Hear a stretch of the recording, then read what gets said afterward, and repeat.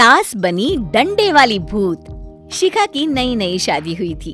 उसका मायका और ससुराल दोनों कानपुर में ही थे, इसलिए उससे मिलने उसके भाई अक्सर आते जाते रहते थे। ये बात शिखा की सास मीना को बिल्कुल पसंद नहीं थी। मम्मी जी, आज राहुल भैया आ रहे हैं। कौन, तेरे चाचा का लड़का? जी मम्मी जी। अरे पर वो तो दिल्ली में रहता है ना? हाँ मम्मी जी, उन्हें कल सुबह दिल्ली के लिए निकलना है, तो वो आज मुझसे मिलते हुए कल सुबह यहीं से निकल जाएंगे। हमने तो धर्मशाला खोल रखी है ना। कुछ कहा क्या मम्मी जी? मैंने कहा हाँ, आने दे तेरे भैया को, जमकर खातिरदारी करेंगे।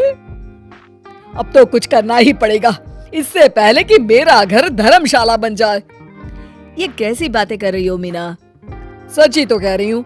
अभी इसकी शादी को साल भर भी नहीं हुआ और आए दिन इसके घर वाले आ धमकते हैं।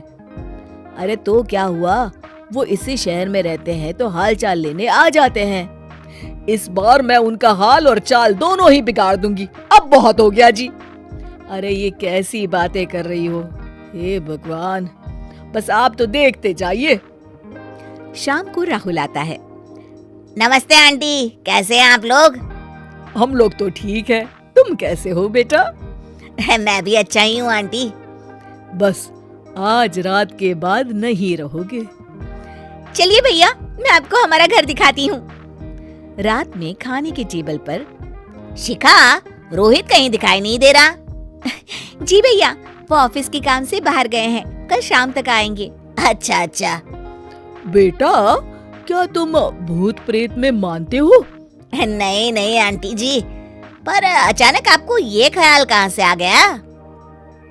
पता नहीं क्यों, कभी कभी मुझे लगता है जैसे रात के समय बैठक में कोई घूमता रहता है। ये आप क्या कह रही हैं मम्मी जी?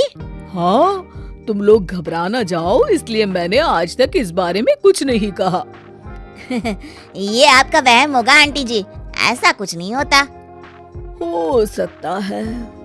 चलो अब मेरा सोने का टाइम हो गया है तो चलती हूँ मैं। शिखा बेटा, राहुल के सोने की व्यवस्था वहीं दीवान पर कर देना।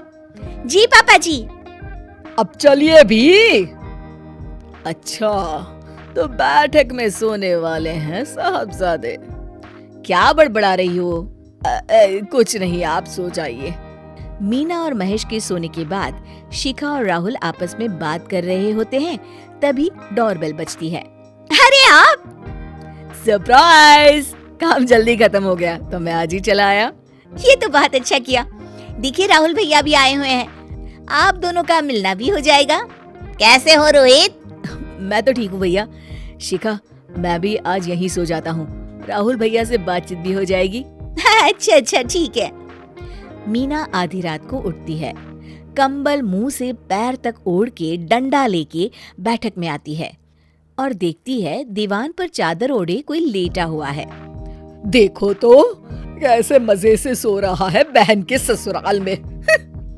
मीना ताबड़तोड़ 4-5 डंडे मार देती है। अरे मर गया, अरे बचाओ बचाओ, कौन है? मीना जल्दी से अपने कमरे में भाग जाती है। हे भगवान, ये मैंने क्या किया? ये रोहित कहाँ से आ गया? लगता है ये नालायक राहुल मेहमानों वाले कमरे में सो गया होगा। आज तो इसकी खैर नहीं। उधर बैठक में, अरे क्या हुआ रोहित? मैं बाथरूम में था, तुम्हारे चिल्लाने की आवाज सुनी। पता है भैया, मैं सो रहा था, अचानक से कोई आकर मुझे डंडे मारने लगा। ये क्या कह रहे हो? लगता है तुम भी आंटी की तरह भूत प्रेत में मानते हो। नहीं नहीं भैया, सच में कोई आया था। मैं तो जा रहा हूँ मेहमानों वाले कमरे में सोने के लिए। इस समय अपने रूम में जाऊंगा तो शिखा की नींद खराब हो जाएगी। ठीक है भाई, जाओ तुम, जहाँ तुम्हारा भूत डंडा लेके ना आ सके। थोड़ी देर बाद मीना कंबल ओढ़ के डंडा लेकर मेहमानों वाले कमरे में पहुंच जाती है। वो बिस्तर पर सोए रोहित को फिर डंडों से मारने लगती है। अरे मर गया, अरे मर गया। तू भूत प्रेत में नहीं मानता ना? ये ले, अब डंडे खा। हैं? ये तो माँ की आवाज है। रोहित कंबल खींच देता है। बेटा तू अरे ये क्या कर रही हो माँ? मार मार के मेरा भरता बना दिया आपने। माफ कर दे मेरे लाल, मैंने तो तुझे ही मार मार के लाल कर दिया। मैं तो उस राहुल के बच्चे को सबक सिखाना चाहती थी। राहुल भैया को? हाँ बेटा, मुझे लगा अगर उसे डंडे मारूंगी तो शिखा के मायके वाले यहाँ आना छोड़ देंगे। हे भगवान, माँ ये घर शिखा का भी है, उसके घर वाले जब चाहे आ सकते हैं। हाँ बेटा, आज मुझे भगवान का इशारा समझ में आ गया। मैं कितना गलत करने चली थी और अपने ही बेटे को चोट पहुंचा दी। अब चुपचाप जाके सो जाओ माँ, और किसी को कुछ बताने की जरूरत भी नहीं है। शिक्षा दूसरों का बुरा चाहने वालों के साथ भी बुरा ही होता है।